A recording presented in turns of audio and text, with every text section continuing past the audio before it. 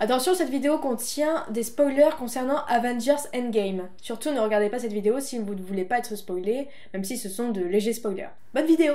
Natalie Portman n'a pas tourné dans Avengers Endgame. Alors là, ceux qui ont vu le film et Avengers Endgame vont me dire « Quoi? Mais si, on la voit! C'est ridicule! C'est des conneries !» Attention, tout ceci n'est qu'une théorie bien sûr, ce n'est pas du tout à prendre au sérieux, même si je vais vous mettre des liens dans la description pour vous expliquer comment j'en suis venue à vous raconter cette histoire. Bien sûr, vous n'avez pas besoin de me croire mot pour mot, libre à vous de faire votre propre opinion. Moi, ça me permet juste de vous raconter une histoire. Il faut remonter en 2011. Pourquoi 2011? Parce que nous sommes à la période de la production du film Thor 2, donc Thor et le monde des ténèbres. Et à ce moment-là, c'est Patty Jenkins qui devait faire la réalisation de ce film. Alors Patty Jenkins, si je le prononce très bien, c'est la réalisatrice de Monster, c'est un film oscarisé avec Charlize Theron, et c'est Natalie Portman qui l'avait recommandé. À cause de péripéties, de fil en aiguille, de désaccords, finalement Patty Jenkins ne réalise pas Thor 2. Est-ce que c'est elle qui est partie? Est-ce qu'ils l'enverraient? Ça c'est un petit peu flou, donc c'est pour ça aussi que je ne peux pas trop m'avancer là-dessus. Mais Patty Jenkins, elle est bien retombée puisqu'elle a été engagée par DC pour réaliser Wonder Woman, soit le film réalisé par une femme qui a rapporté le plus de sous du monde. Et en plus là, elle réalise la suite, donc c'est que ça se passe très bien. Sauf que Natalie Portman, comme c'était elle qui l'avait recommandé, elle a eu un petit peu mauvaise qu'elle soit virée. Et du coup, elle a bien tourné dans Thor 2, ça c'est sûr, vous en faites pas, je vais pas revenir là-dessus. Elle a un rôle assez important en plus. Mais après ça, plus rien. On ne la voit plus dans aucun Marvel à la suite de ça, même dans Thor 3. Ils ont tout changé, c'est pour ça aussi que l'univers est vachement différent et très coloré, puisque voilà, ils ont envoyé Thor très très loin. Et en plus, ils justifient le fait que Jane soit plus là, enfin le personnage qui est incarné par Natalie Portman, Jane Foster, qu'elle soit plus là, parce qu'ils ont rompu. En plus, ils nous annoncent ça juste à travers de répliques. Genre ça dure 3 répliques, le temps de dire ah, je suis désolée qu'elle vous ait quitté. Non, elle m'a pas quitté. On s'est quitté, c'est moi qui l'ai quitté, on s'est quitté mutuellement. En plus, on n'a même pas le droit à une scène, un flashback, c'est vraiment bâclé, envoyé de côté, et on n'en parle plus pendant le reste des films. Ok? Mais dans Avengers Endgame, il y a bien une scène avec Natalie Portman, lorsqu'ils retournent dans le passé et qui sont justement au niveau de Thor 2 dans la chronologie. Moi je vais vous demander de repenser bien aux images où on voit Natalie Portman.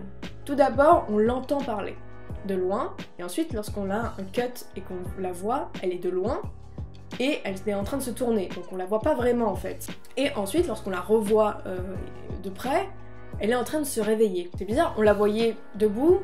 Ensuite, elle s'est fait une petite sieste pendant que Thor et Rocket sont en train d'élaborer un plan, tout ça. Quand même bizarre, surtout dans la chronologie de Thor 2, puisque on la voit pas faire de sieste, justement. Et lorsqu'on la voit, effectivement, on la voit le temps de 2 plans qui sont assez courts, et ensuite, bim, on a un cut au niveau de son ventre pour pas voir son visage, et on voit Rocket sortir de derrière et récupérer la pierre qu'elle a. Alors, pourquoi est-ce qu'il a attendu qu'elle se réveille pour faire ça? C'est quand même plus simple de faire ça quand quelqu'un dort pour lui piquer un truc qu'elle a en elle, j'imagine. Je trouve en fait que cette scène est très bizarre puisque ils ont Natalie Portman dans leur film, mais ils s'en servent quasiment pas.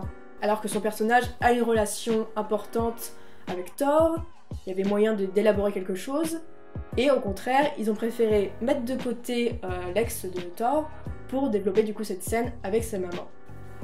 Ok, pourquoi pas. C'est vrai que le personnage de Thor, il est très riche là-dessus, puisque on a l'histoire avec son père, on a l'histoire de son royaume, on a l'histoire avec sa mère, Jane Foster, Loki, ça commence à faire beaucoup pour un seul personnage. Mais je sais pas, je trouve ça bizarre de ramener Natalie Portman juste pour un caméo. Puisque là, pour le coup, dans les autres scènes où on a des personnages qui reviennent, eux, ils ont des scènes un peu plus importantes, avec un peu plus de signification, où ils ont carrément une réplique. Natalie Portman, certes on l'entend de loin, mais on la voit pas parler, quand même bizarre. Ma théorie, c'est que les frères Russo ont utilisé des scènes coupées de Thor 2 pour ne pas avoir à ramener Natalie Portman, qui a quitté Marvel, pour différentes raisons.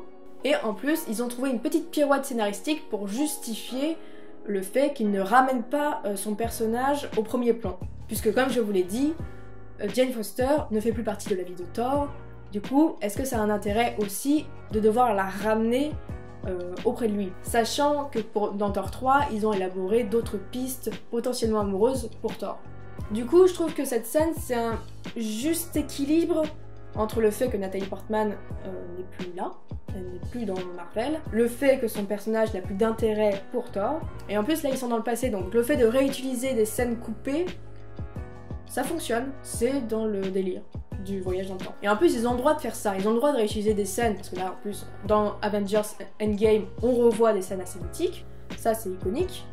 Et du coup ils ont le droit de faire ça. Les images elles leur appartiennent, elles appartiennent à Marvel. Et en plus c'est pas l'image de Natalie Portman qui est utilisée, c'est l'image de son personnage. Ils ont le droit. Pour moi cette théorie elle tient la route. Alors évidemment je ne peux pas prouver, j'étais pas là dans les bureaux au moment où ça s'est décidé, mais voilà, à force de réfléchir là-dessus, j'ai trouvé que cette théorie était plutôt plausible. Après évidemment, libre à vous de penser ce que vous voulez de ça, vous pouvez même en discuter dans les commentaires, il n'y a pas de souci, je suis très libre à la conversation. J'espère ne pas en avoir trop dit, si vous n'avez pas vu le film et que vous êtes resté parce que j'avais dit que c'était de légers spoilers. Voilà, je ne vous ai pas révélé les scènes les plus importantes non plus, mais bon, c'est quand même du spoiler. Si vous voulez mon avis rapide sur Avengers Endgame, moi j'ai beaucoup aimé le film, je trouve que les 3 heures passent hyper vite.